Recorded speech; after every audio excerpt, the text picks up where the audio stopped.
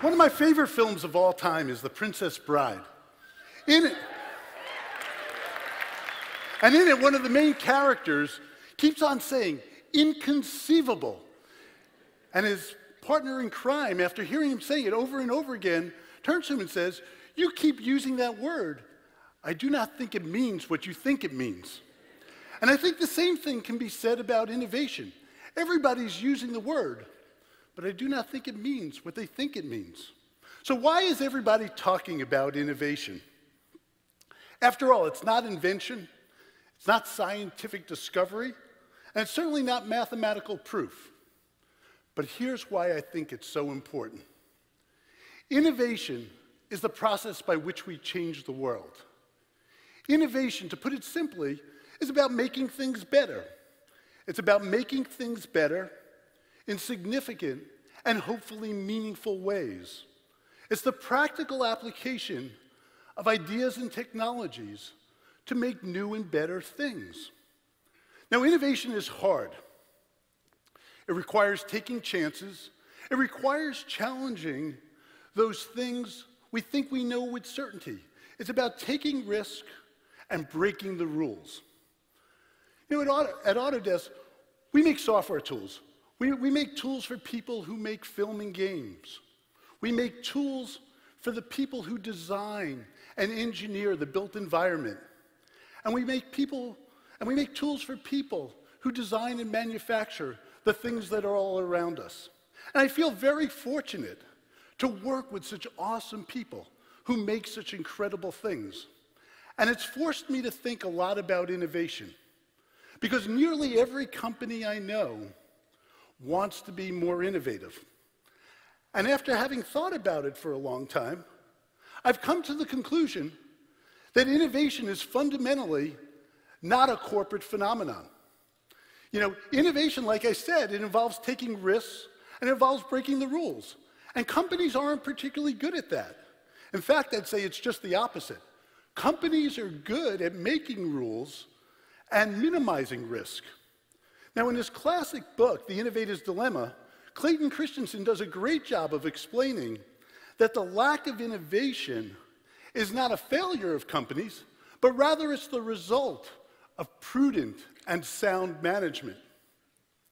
Now, so what I've observed over the time is that innovation is fundamentally done by individuals. You know, the skills required, imagination, creativity, problem solving, those are all individual skills.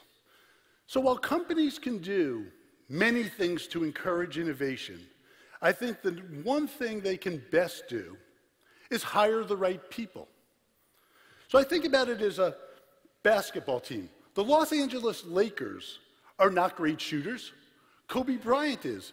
And if your team wasn't, and if your team wasn't good enough, what would you do? Would you hire a shooting coach? Or would you try to get more players like Kobe?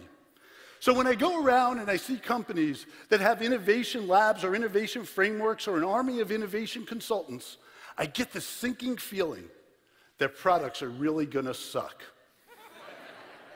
Now, I think it's important to be talking about innovation, and despite my cynicism about the rituals and myths around it, I think it's really important because we need innovation to solve the grand challenges of our civilization. We need it to be able to do things like provide sustainable energy, clean water, and ample food. We're going to need to build infrastructure to deal with urbanization on a scale that we've never seen before. And on the commercial level, companies, in order to compete, need to be more innovative. So the argument I'd like to make this morning, what I'd like to talk about, is 5 trends that are affecting innovation.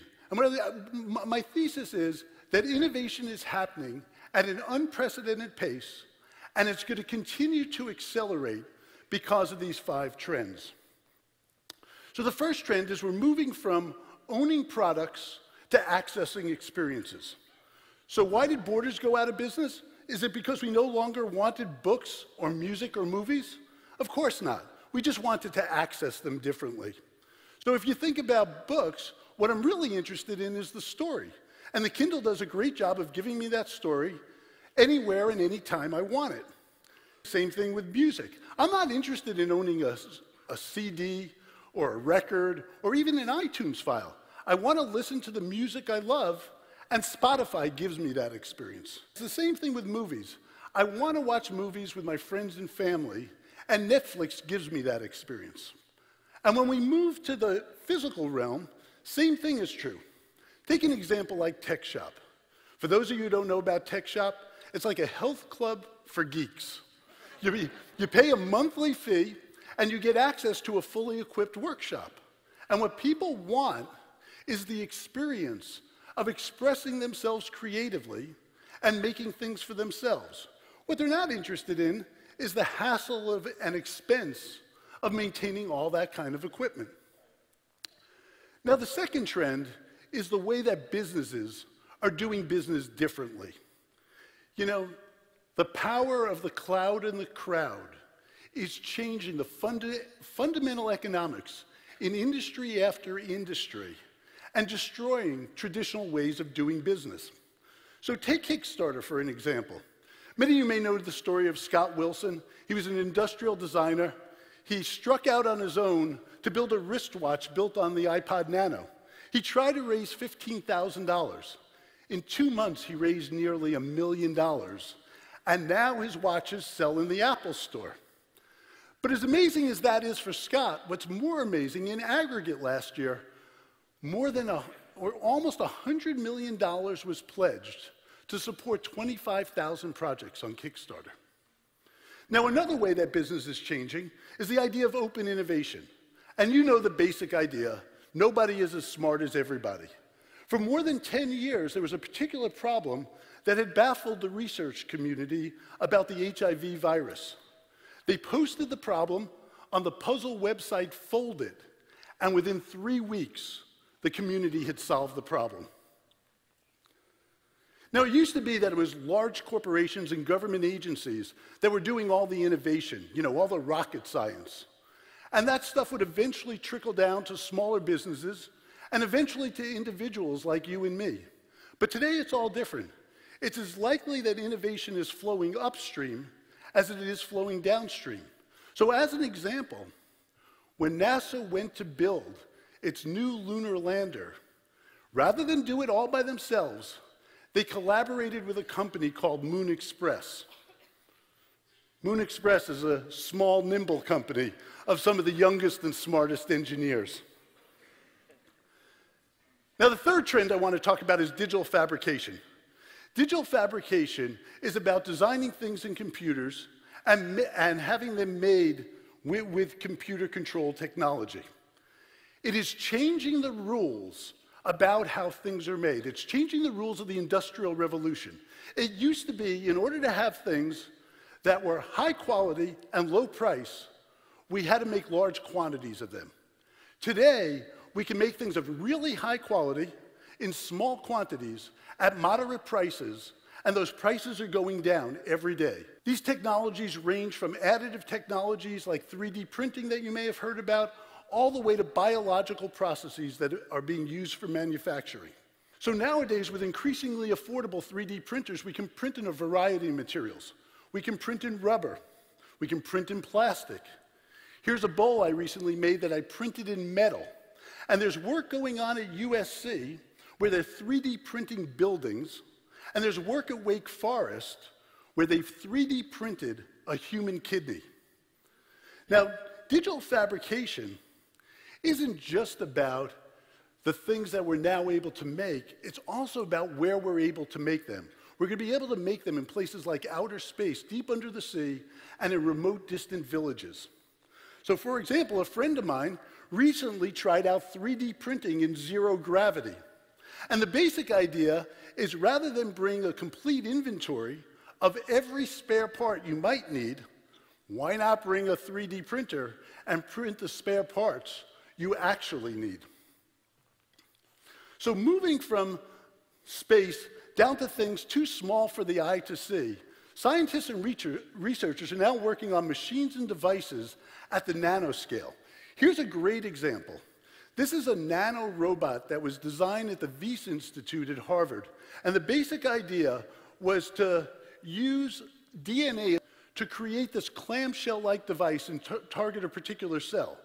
When it reached that cell, the clamshell would open and release its molecular payload. In its first instantiation, the idea was to target cancer cells and release a chemical intended to kill the cancerous cells. Now, just to show you how real this world of synthetic biology is becoming, we worked on a small experiment with our friends at Cal. Gabriel Lopez is right here in the front row. And what we did is we re-engineered E. coli.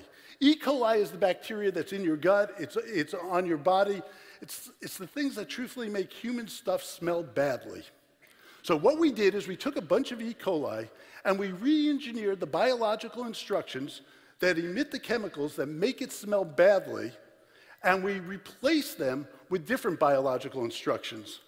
And so what I'm holding here in my hand is billions of E. coli that now smell like bananas. Now, the fourth trend is about information and the rise of information. I grew up thinking that all the information in the world was at the card catalog at the local public library. Well, I was wrong. I now know the vastness of the information available to us. And for an information junkie like me, this is completely incredible. But as vast as the information on the web is, it's also surprisingly local. I live here in Berkeley. I get all my news from a hyperlocal blog called Berkeley Side. And recently, my interests have gone to things like building CNC machines, building and designing them. And the web is remarkably specific. By going to websites like Instructables and other ones like it, I can find a vast amount of knowledge about an admittedly obscure subject. And I have access to an entire community of people who are willing to share their knowledge with me about this subject. And so just as the sources of information have changed, the way we gather and search and collect and filter this information has also changed. You know, the New York Times has this saying, all the news that's fit to print. And for many years, that was true for me. The editors at the New York Times decided what was important for me to read. Nowadays, it's completely different. I've assembled my own network of people whose opinions I value and respect, and I follow them on Twitter, and they now tell me what's important and what I should be reading. Now, there's a whole new realm of information coming at us, and that's from the world of sensors. Here's a sensor. It was designed and built in Berkeley. It's tiny, it's cheap, and it can be powered just from the energy in the air. Now, sensors are all around us. They're making their way into consumer products. I can now wear any of these consumer products and find out how fit I am, how well I've slept, or how stressed I am. And sensors are becoming the means that are going to power the smart objects of the future, whether that's smart buildings or autonomous vehicles. Now, the fifth trend I'd like to talk about is infinite computing. Up until now, I think we've been thinking about computing entirely wrong. We've been treating computing as though it was a scarce resource, a precious thing, when actually it's limitless, free, almost infinite. Everybody knows about the power of computing. You know, it doubles every 18 months or so. What that really translates into, in my phone, I have about 30,000 times more computing power than was launched on the space shuttle. But what it also means, through that same device, I have access to more computing power than existed on the entire planet just 5 years ago. And computing is getting cheaper. In fact, the price of computing is approaching zero. And if you compare it to any other asset, energy, labor, commodities, which are all going up in price, computing is coming down in price and doing predictably so. Literally today, computing is the cheapest asset I can deploy against any problem. Now, this is where it gets really interesting.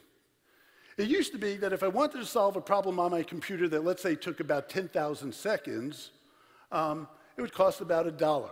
Nowadays, I can invert this whole equation, and what I'm able to do is run it on 10,000 computers and get the answer in a matter of seconds for the same price. This is truly profound, the way that computing is scaling.